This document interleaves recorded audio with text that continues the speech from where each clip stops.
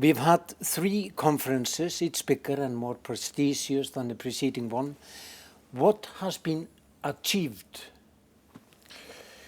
What we have done is to establish in a very short time the largest annual international gathering on the Arctic, where representatives of governments, science, think tanks, environmental organizations, businesses, corporations, indigenous communities, or simply interested individuals and other citizens' organizations can come together in an open and democratic dialogue on the future of the Arctic. It is sometimes forgotten that the Arctic is a big part of our planet. It's approximately the size of Africa when you add it all up. And for centuries it was completely unknown to the so-called enlightened part of the world, distant home of the indigenous people. And in the second half of the 20th century, it became one of the most militarized areas in the world. So it wasn't really until the end of the 20th century, and the beginning of the 21st century, that this big part of the planet became open to international cooperation. So we are facing for the first time in human history the challenge of how we organize the framework and the decisions on the future of the Arctic. And this part of the planet is also of critical importance for the climate future of planet Earth.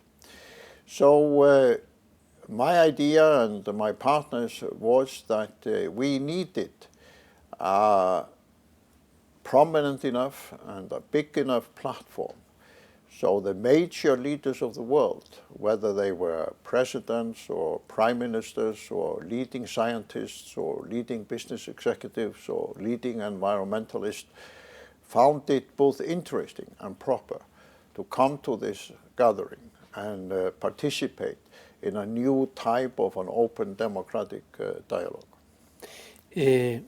What is Iceland's status regarding this matter today? Well, the Arctic Circle is a forum for international cooperation, but it is based in Iceland. The assembly will always take place every October in our new conference hall, Harpa. And the secretariat is based in Iceland. And to some extent, the leadership has been provided by me and some of my partners. Some of them are Icelandic, some of them are from other countries. But in addition, we have organized Arctic Circle forums in other countries, both in Alaska, in Singapore, in Greenland, and towards the end of this year also in Quebec. So this is the first time that Iceland has become the home, a regular home of such a wide-ranging international organization, which every year comes together in Iceland with a great gathering and where leaders from other countries, whether they are the United States, Russia, Canada, Britain, France, Germany, China, Japan, Korea, and others, come together in a new type of dialogue. How big a threat is global warming to Iceland and to the polar regions? Well, some people say correctly that the Arctic is the front line of climate change. The aggressive melting of the Arctic sea ice, the thin ice that covers the Arctic Ocean, is already causing extreme weather patterns in Asia, the Americas, and other parts of the world. There have, for example, been in recent years extraordinary destructions in China caused by how the aggressive melting of the Arctic sea ice changes the weather pattern in China. So if the Arctic sea ice continues to melt, it will have a big impact on the climate, but it will also open up new sea routes between Asia and Europe and North America. which will shorten the shipping distance between Asia and Europe and America by about 10 days. And we are already seeing global companies in shipping like Costco in China and the Korean companies preparing themselves for this change in the next 10, 20 or 30 years. But then secondly, the melting of the Greenland ice sheet, the big ice sheet in Greenland, can have a tremendous impact on the sea level. Many people don't realize that Greenland is half the size of Western Europe. And if only a quarter of the ice in Greenland melts, it will result in about 2 meters rise in sea level all over the world. And most of the big cities in the world are close to the ocean. And they have not been built on the premise that the sea level will rise 2 meters. And we are already seeing in Greenland the effect of the melting of the ice with new lakes and new rivers. And the American Space Agency, NASA, for example, which has done a lot of research on the Greenland ice sheet, has been issuing startling new results of the melting of the Greenland ice sheet. So one could say truly that on the one hand the melting of the Arctic sea ice, and on the other the melting of the Greenland ice sheet will have global consequences on a big scale. We truly have had world leaders to this conference. Last year we had President of France, François Hollande.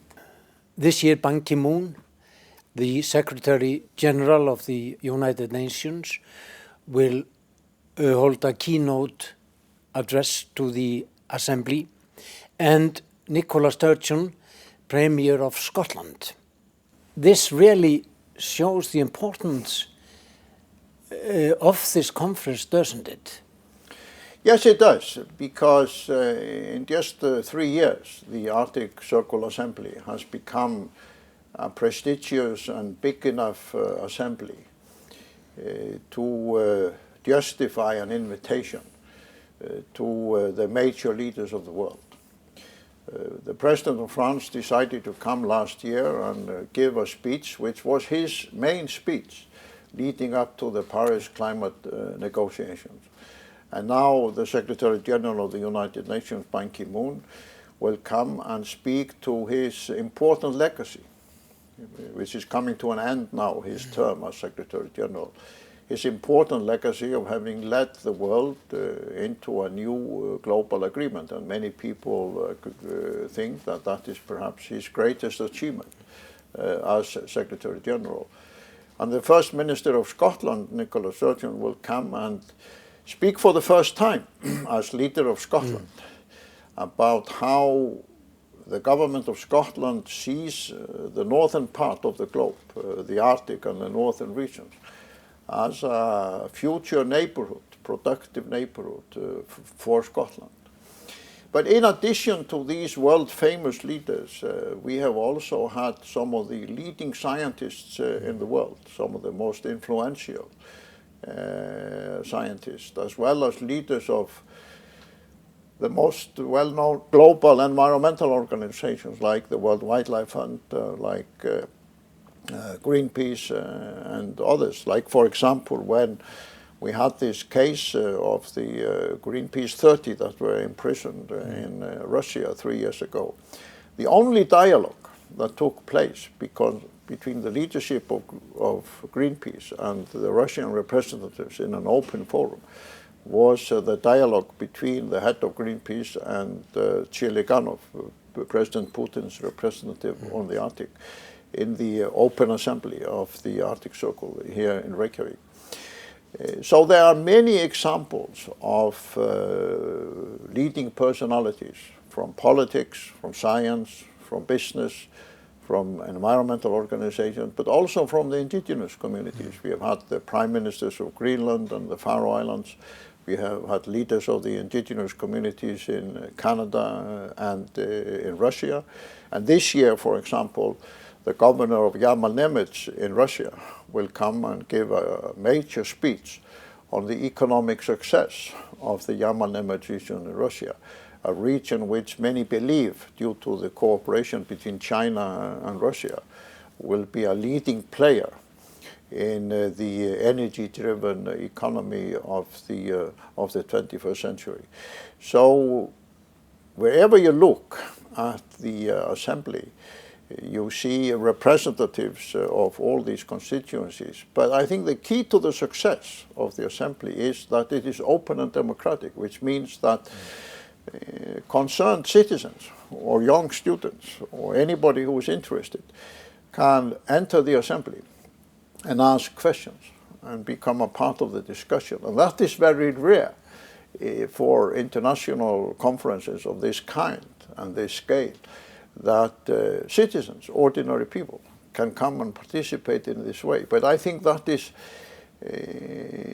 true to the Icelandic tradition, the open democratic tradition we have in this country, where everybody can speak to the president and everybody can take part in the political dialogue, that we have transformed this Icelandic tradition over to this international assembly. The Arctic Circle has been held in different locations, like in Alaska, Singapore, of all places, in Greenland, and will be held in Quebec this year. What is the assembly trying to do? Well, among many other things, the forums are intended, first of all, to demonstrate the international nature of the Arctic Circle, that although the assembly, the big assembly, is always here in Iceland every October, the more specialized forum are in other parts of the world. And that's a signal to other countries that we truly want an international gathering of this kind. But it also enables us to look more closely at specific aspects of the future of the Arctic. So the forum in Alaska concentrated on shipping and ports. How would we plan these new shipping routes through the Arctic? In Singapore, the focus was on the view of the Asian countries towards the Arctic. Many people find it paradoxical that China, Korea, Singapore, Japan, India are part of the Arctic cooperation. And therefore we found it necessary to create a special platform where leaders of these Asian countries would present their case. Why are they so interested in the Arctic? How do they see their future? How does it serve their interests? In Greenland, the forum looked at the economic well-being and the economic future of the indigenous people. And it was co-hosted by the government of Greenland. And I am personally very pleased that it became the largest international conferences ever to be held in Greenland, with over 300 participants from more than 20 countries. And it gave also a platform to representatives not only of the people of Greenland, but the indigenous communities in other parts of the Arctic that they have not had before. And this has been received with great interest by the indigenous communities, because they see the Arctic Circle can give them a new voice and a new role, which they did not have before. And the forum in Quebec will be devoted, in cooperation with the government of Quebec, to regional development in the Arctic. And many people perhaps find that surprising, that the province of Quebec formulated 2 or 3 years ago a special plan, an economic social plan of the northern regions of Quebec called Plan du Nord. And it's a kind of a model of how regional progress can take place in the Arctic regions. Many people don't realize that some of the Canadian provinces reach far into the Arctic. And we have already had approaches from other countries of hosting in the coming years such specialized forum in other places. So I think the structure of the big annual assembly here in Iceland of 1,500, 2,000 people, with some global leaders attending, and every constituency being represented. And then the more specialized, smaller forums in other countries will continue to be the main character of the Arctic Circle. The Arctic Council was established some 20 years ago as an intergovernmental organization. Is the Arctic Circle, with all its international partners, in some way a challenge to the Arctic Council? No, I think that is a misunderstanding. We see the Arctic Circle and the Assembly and the forums as an assistance to the governmental work of the Arctic Council. The Arctic Council is a formal diplomatic governmental organization where only those who are formal representatives have a voice and a seat at the table. And that is as it is in international organizations of this kind.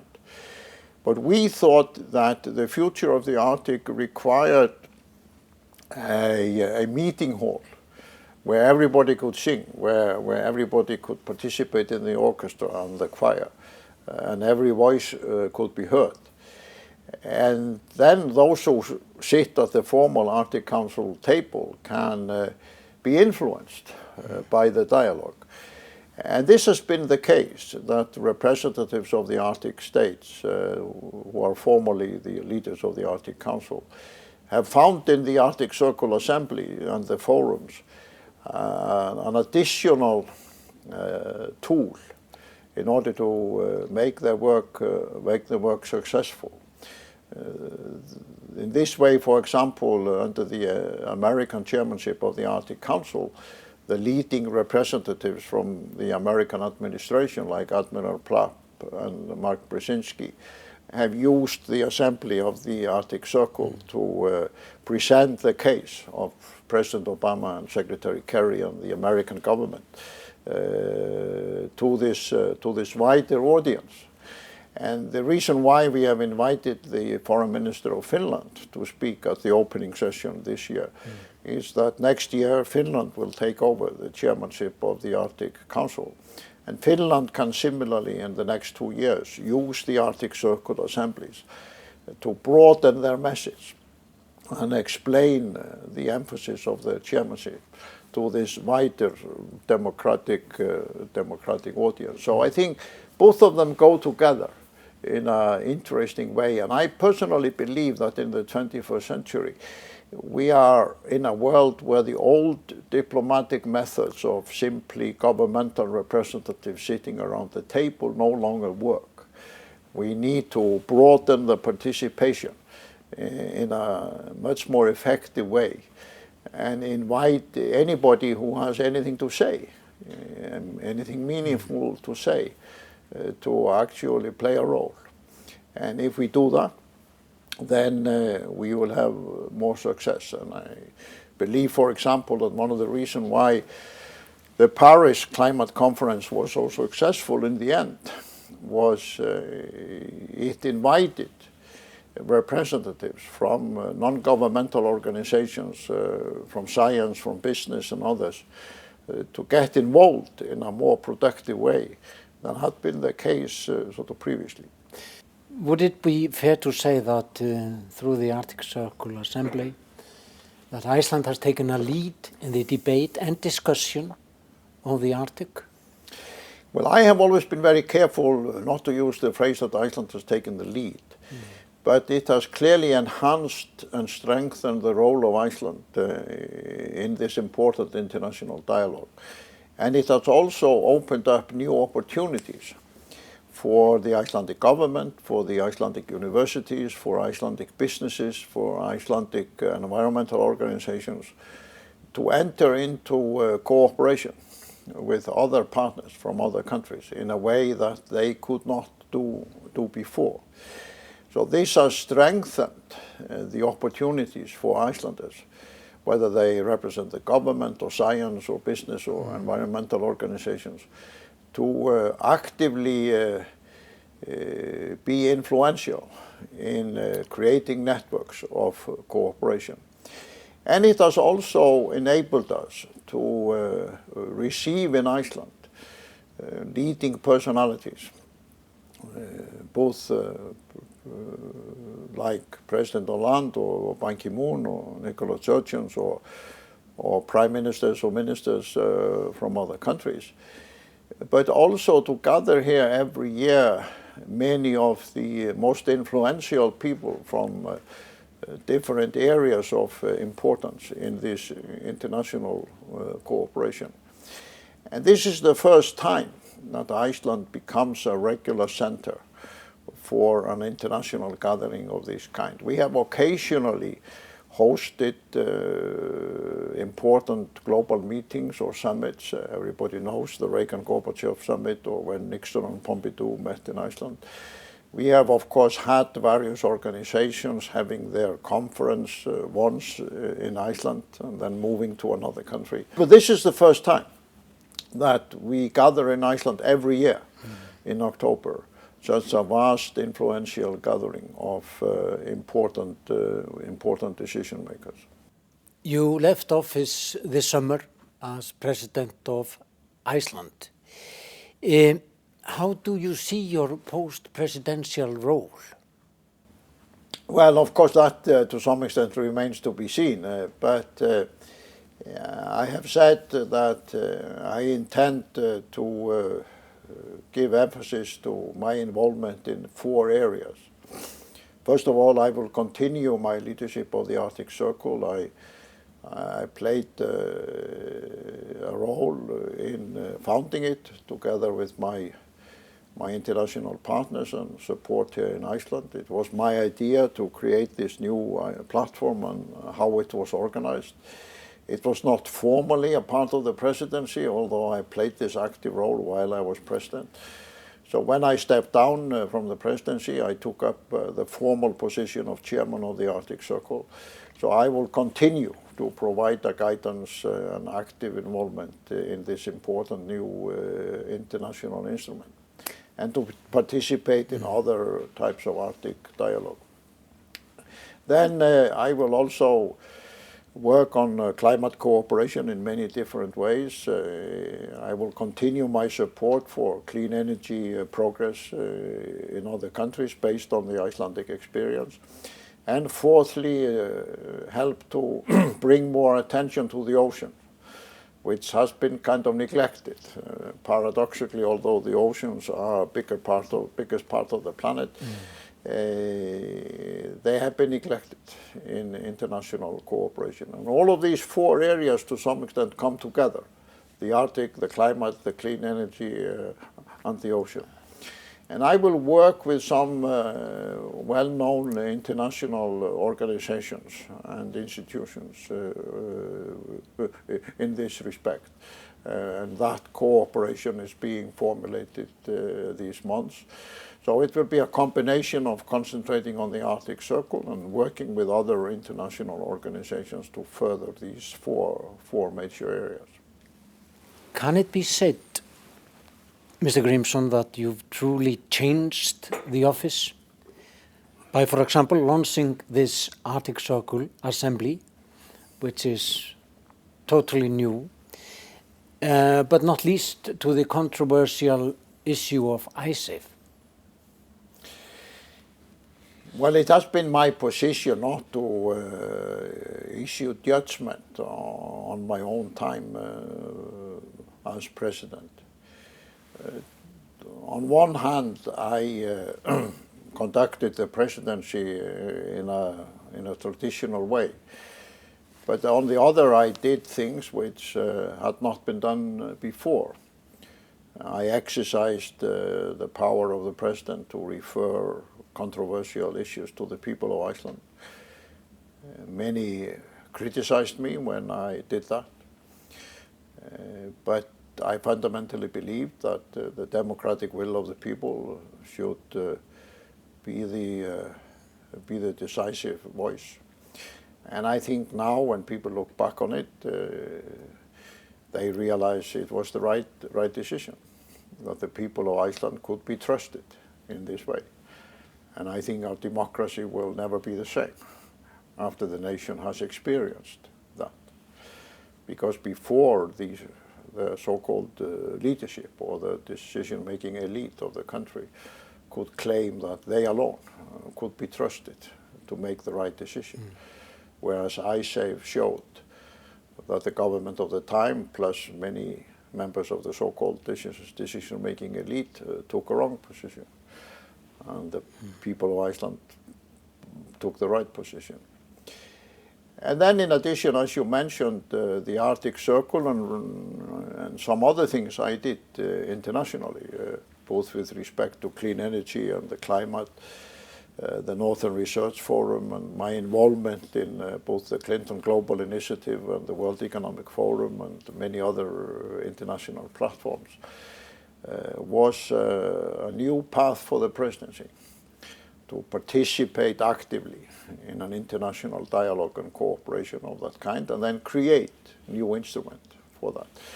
Because before, presidents had made state visits to other countries, maybe given some lectures or speeches, but they had not been active players in this wide-ranging international cooperation.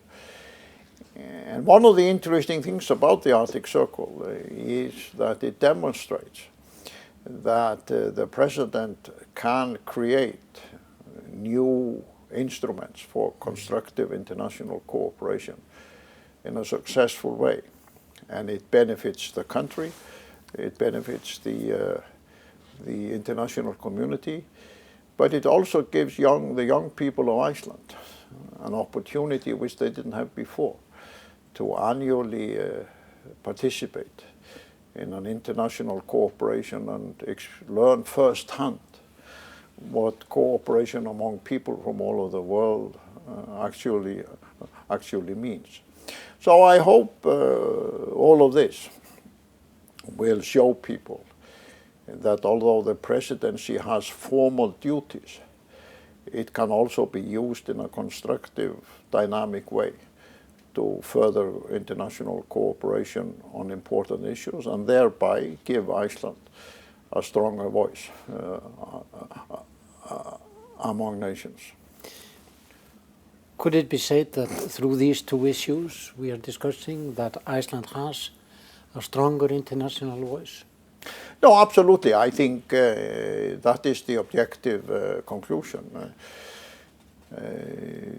The reputation Iceland gained from holding the referendums and trusting the people with these important decisions in the financial crisis was unique.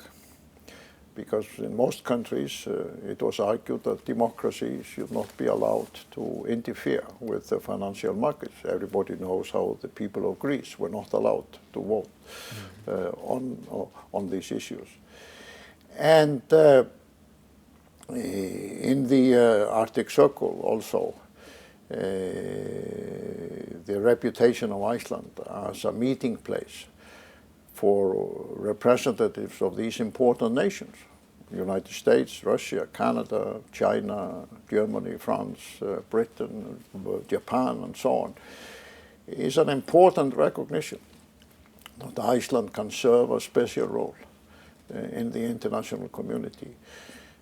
And for example, last year at the Assembly, it was an interesting proof of this, that Mark Brzezinski, who is the highest official in the White House on the Arctic, expressed in an open session of the Arctic Circle Assembly how the cooperation between the United States and Russia in the Arctic had been constructive and positive despite the disagreements about Ukraine and other international issues, and how important it was that Russia and the United States could continue that constructive dialogue. And without the Arctic Circle Assembly, the evidence of such constructive cooperation between Russia and the United States would not be as clear as it was made by him in front of this vast audience of the Arctic Circle Assembly.